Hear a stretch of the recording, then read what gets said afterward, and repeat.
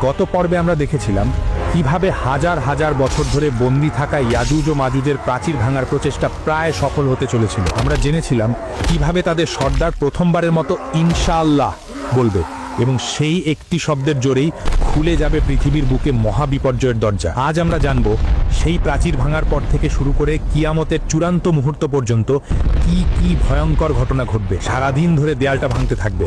দিন শেষে যখন দেয়ালটা প্রায় ভেঙে পড়ার মতো অবস্থায় চলে আসবে, তখন তাদের সর্দার হয়তো আল্লাহর ইচ্ছাতেই বলে উঠবে, আজকের মতো এখানেই থামো, ইনশাআল্লাহ বাকি কাজটা আমরা আগামীকাল এসে শেষ করব। সেই একটা মাত্র শব্দ ইনশাআল্লাহ তাদের হাজার হাজার বছরের চেষ্টাকে সফল করে দেবে। পরের দিন সকালে যখন তারা ফিরে আসবে, তখন তারা দেখবে দেয়ালটা ঠিক তেমনই ভাঙা অবস্থায় আছে যেমনটা তারা দেখে গিয়েছিল।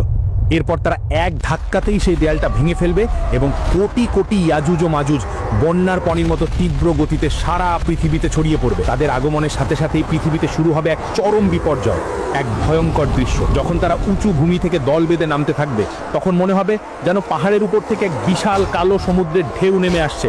তাদের চিৎকার আর পায়ের শব্দে মাটি কাঁপতে থাকবে। তারা তাদের যাত্রাপথে যা কিছু পাবে সব কিছু ধ্বংস করে দেবে। সবুজ ফসলের মাঠ তাদের পায়ের নিচে পিষে ধুলোয় মিশে যাবে। ফলের বাগানগুলো তারা উপড়ে ফেলবে।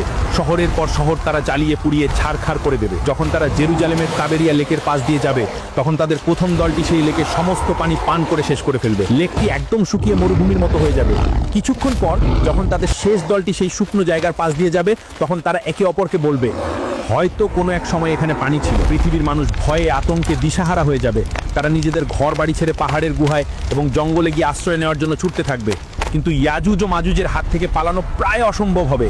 তারা যাকে সামনে পাবে তাকেই নির্দয়ভাবে হত্যা করবে। তারা পৃথিবীর মানুষকে মারতে মারতে এমন এক পর্যায়ে পৌঁছাবে যখন তারা অহংকার করে বলবে, আমরা তো পৃথিবীর সব মানুষকে মেরে ফেলেছি, এবার তো পৃথিবীতে আমাদের কোনো শত্রু নেই, চলো এবার আকাশের লোকদের মারি। এই বলে তারা আকাশের দিকে তাদের তীর ছুড়বে। আল্লাহ তাদের এই অহংকার এবং মূর্খতাকে পৃথিবীর মানুষের সামনে প্রকাশ করার জন্য সেই তীরগুলোকে রক্তমাখা অবস্থায় তাদের কাছে ফিরিয়ে পাঠাবেন। রক্তমাখা তীর দেখে তারা আনন্দে উন্মাদ হয়ে চিৎকার করে বলবে, দেখো আমরা আকাশের দেবতাদেরও মেরে ফেলেছি, এখন আমরাই এই মহাবিশ্বের শাসক। ইয়াজুজ ও মাজুজের এই ভয়ঙ্কর অত্যাচারে তুর পাহাড়ে আশ্রিত ইমানদারদের অবস্থা চরমে পৌঁছাবে। খাদ্যের অভাবে তারা ডেসপারেট হয়ে পড়বে। সেই কঠিন এবং অসহায় মুহূর্তে হযরত ঈসা আলাইহিস সালাম এবং তার সঙ্গীরা আল্লাহর কাছে দুই হাত তুলে কান্না জড়িত কণ্ঠে দোয়া করবেন। আল্লাহ তাদের দোয়া কবুল করবেন।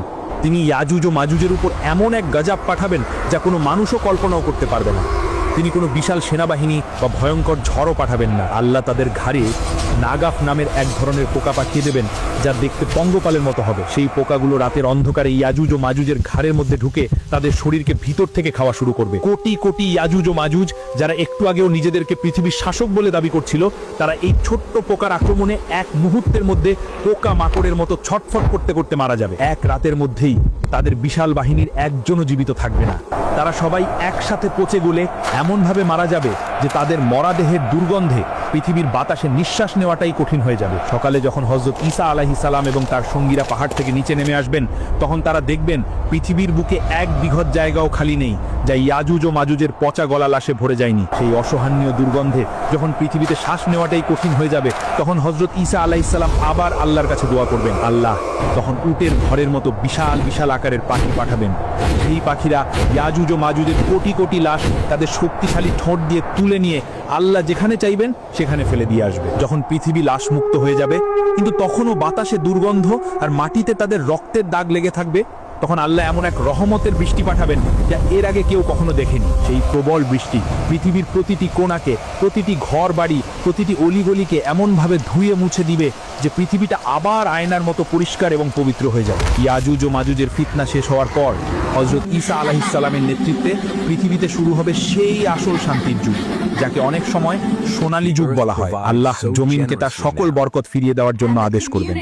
জমিন তার সকল প্রকার ফল ফসল এমন ভাবে উগড়ে দেবে যে একটি মাত্র ডালিম একদল লোক খেয়েও শেষ করতে পারবে না, এবং মানুষ তার খোসাকে ছাতা হিসেবে ব্যবহার করবে। দুধের মধ্যে এত বরকত হবে যে একটি মাত্র উটের দুধ একটি বিশাল গোত্রের জন্য যথেষ্ট হবে। পৃথিবী থেকে সকল প্রকার জুলুম, অত্যাচার, হিংসা বিদ্বেষ উঠে যাবে। মানুষের অন্তর এতটাই পরিষ্কার হয়ে যাবে যে একে অপরের প্রতি কোনো শত্রুতা থাকবে না। হাদিসে এসেছে সেই সময়ে বাঘ আর গরু একসাথে বিচরণ করবে। শিশুরা বিষাক্ত সাপের মুখে হাত দেবে, কিন্তু সাপ তাদের কোনো ক্ষতি করবে না। হযরত ঈসা আলাইহিস সালাম একজন ন্যায়পরায়ণ শাসক হিসেবে পৃথিবীতে 40 বছর শাসন করবেন। তিনি নতুন কোনো ধর্ম নিয়ে আসবেন না, বরং আমাদের প্রিয় নবী হযরত মুহাম্মদ সাল্লাল্লাহু আলাইহি ওয়াসাল্লামের শরীয়ত অনুযায়ী শাসন করবেন। এভাবেই পৃথিবীতে এক নিখুঁত শান্তি ও ন্যায় বিচার প্রতিষ্ঠা করার পর হযরত ঈসা আলাইহিস সালাম স্বাভাবিকভাবে মৃত্যুবরণ করবেন। মুসলিমরা তার জানাজার নামাজ আদায় করবেন এবং আমাদের প্রিয় নবী হযরত মুহাম্মদ সাল্লাল্লাহু আলাইহি ওয়াসাল্লামের রওজার পাশেই তাকে দাফন করা হবে। হযরত ঈসা আলাইহিস সালামের মৃত্যুর পর পৃথিবীতে আবার ধীরে ধীরে বিপর্যয় নেমে আসতে শুরু করবে। ভালো মানুষের সংখ্যা কমতে থাকবে এবং খারাপ মানুষের সংখ্যা বাড়তে থাকবে। ঈমানদার মানুষরা এক এক করে পৃথিবী থেকে বিদায় নিতে থাকবেন। দিনী জ্ঞান ধীরে ধীরে উঠে যাবে আর পৃথিবী আবার অজ্ঞতা আর পাপাচারের অন্ধকারে ডুবে যেতে শুরু করবে। এমন এক সময় আসবে যখন পৃথিবীতে আল্লাহ নামটি নেওয়ার মতো আর কোনো লোক থাকবে না। হাদিসে এসেছে, সেই সময় পৃথিবীর বুকে সবচেয়ে নিকৃষ্ট লোকেরাই বেঁচে থাকবে।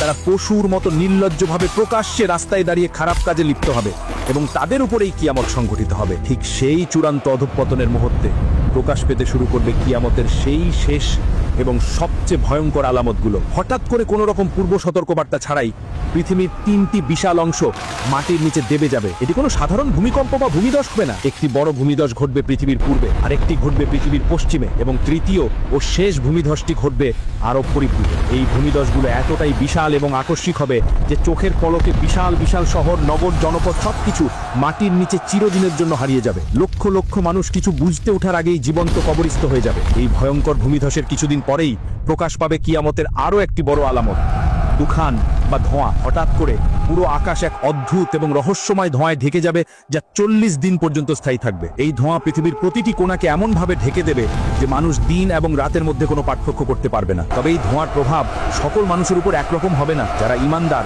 তাদের উপর এই ধোঁয়ার প্রভাব হবে খুবই সামান্য। তাদের কাছে এটাকে শুধু হালকা সর্দি কাশির মতো মনে হবে। কিন্তু যারা অবিশ্বাসী তাদের জন্য এই ধোঁয়া হবে এক ভয়ঙ্কর আযাব। সেই ধোঁয়া তাকে নাক, কান এবং চোখ দিয়ে শরীরের ভিতরে প্রবেশ করে তাদের প্রচণ্ড যন্ত্রণা দেবে। তাদের কাছে মনে হবে যেন তাদের মাথাটি আগুনের উপর রেখে ভাজা হচ্ছে। তারা ব্যথায় ছটফট করতে থাকবে এবং মুক্তির জন্য আর্তনাদ করবে, কিন্তু কোনো মুক্তি মিলবে না। 40 দিন ধরে এই ভয়ঙ্কর আযাব চলার পর যখন সেই রহস্যময় ধোঁয়ার 40 দিনের আযাব শেষ হয়ে যাবে, তখন মানুষ ভাববে হয়তো সবচেয়ে ভয়ঙ্কর সময়টি পার হয়ে গেছে। কিন্তু তারা জানতো না এটি ছিল চূড়ান্ত ধ্বংসের আগের শেষ শান্ত অবস্থা। সেই রাতের পর যখন ভোরের আলো ফোটার সময় হবে, তখন মানুষ এক অবিশ্বাস্য এবং ভয়ঙ্কর দৃশ্যের সাক্ষী হবে যা মানবজাতির ইতিহাসে আর কখনো হয়নি। সেই দিন সূর্য পূর্ব দিক থেকে নয়, বরং পশ্চিম দিক থেকে উদিত হবে। এই দৃশ্য দেখার সাথে সাথেই পৃথিবীর সকল মানুষ, সে মুমিন হোক বা কাফের, এক মুহূর্তের মধ্যে বুঝতে পারবে যে সময় শেষ, কিয়ামতের চূড়ান্ত ঘোষণা এসে গেছে। তখন পৃথিবীর সকল কাফের আর পাপী বান্দারা ভয়ে আল্লাহর সামনে সেজদায় লুটিয়ে পড়বে। তারা তাদের পাপের জন্য কান্না করে ক্ষমা চাইতে শুরু করবে। যারা জীবনে কখনো আল্লাহকে ডাকেনি তারাও সেদিন চিৎকার করে বলবে, হে আল্লাহ, আমরা ঈমান আনলাম, আমাদের ক্ষমা করে দাও। কিন্তু সেদিন তাদের ঈমান আর কোনো কাজে আসবে না, কারণ পশ্চিম দিক থেকে সূর্য ওঠার সাথে সাথেই আল্লাহর হুকুমে তওবা বা ক্ষমা প্রার্থনার দরজা চিরদিনের জন্য বন্ধ হয়ে যাবে।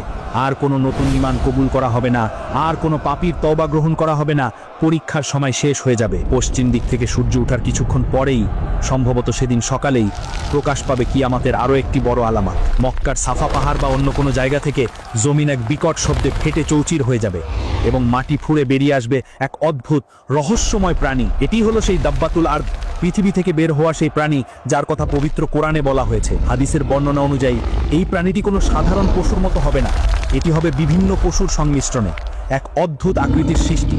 সে মানুষের সাথে মানুষের ভাষায় কথা বলবে এবং তার চলার গতি হবে অবিশ্বাস্য। তার হাতে থাকবে দুটি ঐতিহাসিক এবং শক্তিশালী জিনিস, এক হযরত মুসা আলাইহিস সালামের সেই অলৌকিক লাঠি, দুই হযরত সুলাইমান আলাইহিস সালামের সেই বিখ্যাত আংটি। কাজের উদ্দেশ্য বোঝাতে স্পষ্ট, এবং দাব্বাতুল আরদের কাজ হবে শাস্তি দেওয়া নয়, বরং চিহ্নিত করা।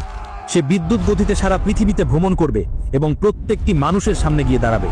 পৃথিবীর কোনো একজন মানুষও তার থেকে পালাতে বা লুকাতে পারবে না। যখন সে একজন ঈমানদার ব্যক্তির সামনে আসবে, তখন সে তার হাতে থাকা হযরত মুসা আলাইহিস সালামের লাঠি দিয়ে সেই ব্যক্তির চেহারা একটি চিহ্ন এঁকে দেবে।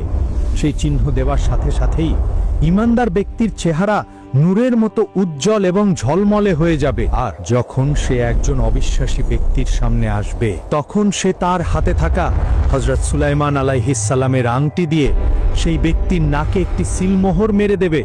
সেই চিহ্ন দেওয়ার সাথে সাথেই কাফিরের চেহারা ঘুটঘুটে কালো এবং কুৎসিত হয়ে যাবে। এভাবেই সে পৃথিবীর প্রথম থেকে শেষ পর্যন্ত আসা প্রত্যেকটি মানুষকে দুটি স্পষ্ট ভাগে ভাগ করে ফেলবে, মুমিন এবং কাফির। এই চূড়ান্ত বিভাজনের পর মানুষ আরো কিছুদিন পৃথিবীতে বেঁচে থাকবে, কিন্তু সেই জীবন হবে এক ভয়ঙ্কর মানসিক যন্ত্রণার। বাবা হবে মুমিন আর তার সন্তান হবে কাফির, স্বামী হবে জান্নাতি আর তার স্ত্রী হবে জাহান্নামী। কিন্তু এই অবস্থার পর কিয়ামতের আর কি বাকি থাকবে? কিভাবে ইয়ামেন থেকে একটি আগুন বেরিয়ে এসে সকল মানুষকে হাসরের মাঠের দিকে তাড়িয়ে নিয়ে যাবে? আর কিভাবেই বা হযরত ইসরাফিল আলাইহিস সালামের সেই প্রথম ফুৎকারের মাধ্যমে এই পৃথিবীর চূড়ান্ত ধ্বংস শুরু হবে? পৃথিবীর ইতিহাসের এই চূড়ান্ত অধ্যায় এখনো বাকি। জানতে হলে পরের পর্বে ফিরে আসুন। ভিডিওটি লাইক করুন, শেয়ার করুন আর পরবর্তী পর্বের জন্য চ্যানেলটি এখনই সাবস্ক্রাইব করুন।